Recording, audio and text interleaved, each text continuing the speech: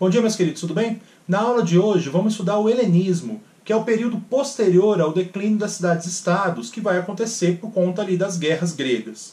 Como vimos nas aulas anteriores, a Guerra do Peloponeso, principalmente, ela vai ser muito significativa para marcar esse declínio, para marcar a queda do poder das cidades-estados. Muita gente morre, muito dinheiro é gasto, e as cidades-estados vão perder boa parte da sua relevância, do seu poderio político e militar que tinha até então.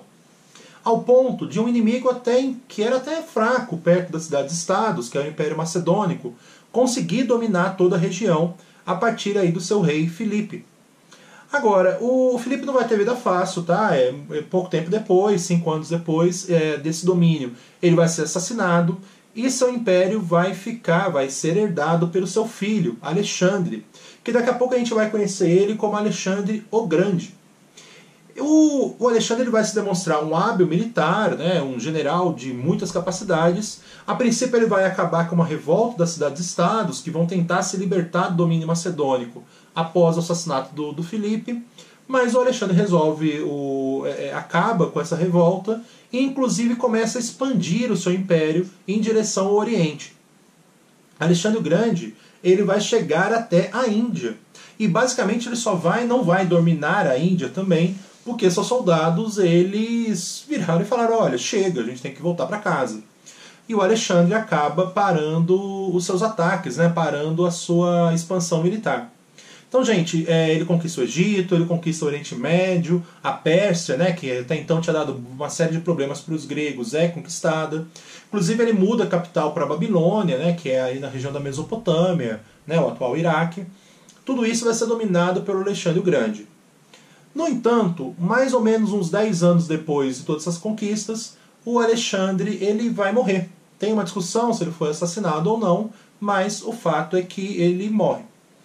E por mais que pareça ali, mas é um grande império que surge, que vai chegar ao fim, você tem muito mais coisa para a gente analisar em relação a isso. Por quê? Porque o império do Alexandre o Grande, esse império macedônico, que a partir de agora eu vou chamar de império helenístico, ele vai ser a razão da existência dessa cultura helenística. Heleno é como os gregos se autodenominavam. A Grécia, na língua grega, é Helás. Então, quem mora em Helás são os helenos. E o Alexandre, ele tinha sido aluno do Aristóteles, tá? Ele tinha tido toda uma cultura grega e ele vai tentar expandir essa cultura grega para todo o seu império.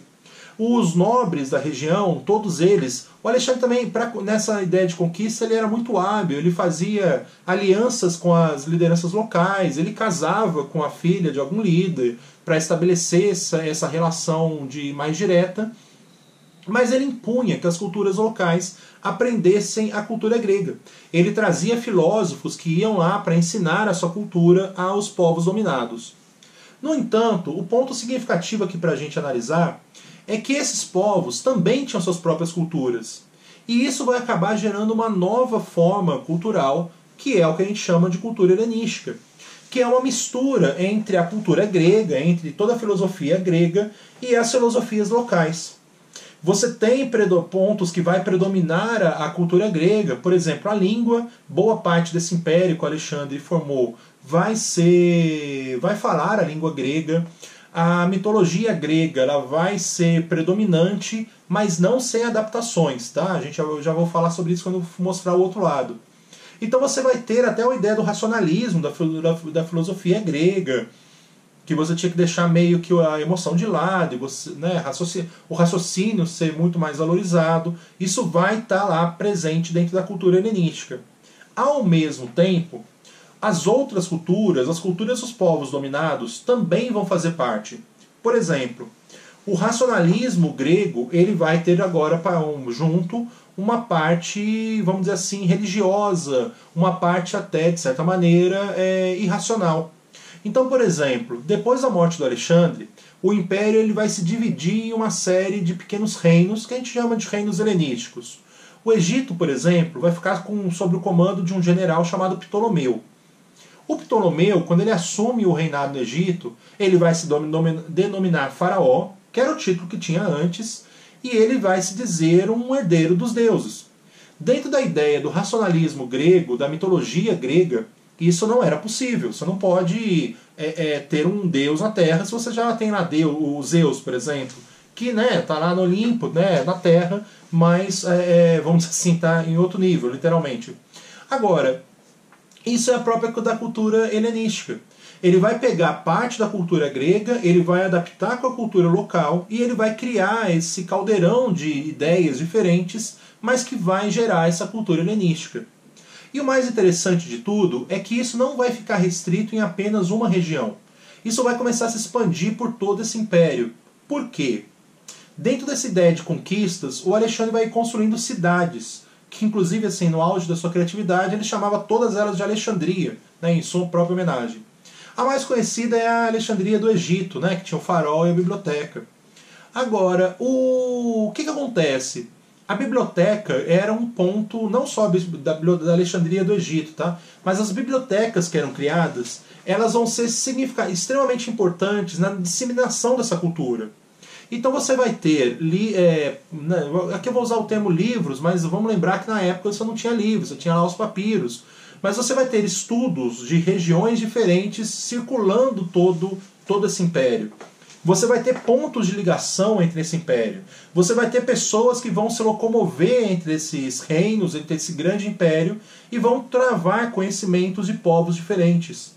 E na hora que eles voltam, eles vão ensinar e eles vão fazendo toda essa mutação cultural. E essa cultura helenística, ela vai ser extremamente significativa, por exemplo, quando a gente chegar em Roma, que vai ser o nosso próximo assunto. Mas antes de eu chegar nisso, vamos focar ainda aqui. Tudo que eles estão criando, principalmente na questão da ciência, eles vão conseguir, a partir da ideia de juntar conhecimentos de povos diferentes, avançar significativamente com a ciência. É lógico que os gregos são, no sentido do conhecimento, extremamente importantes e significativos.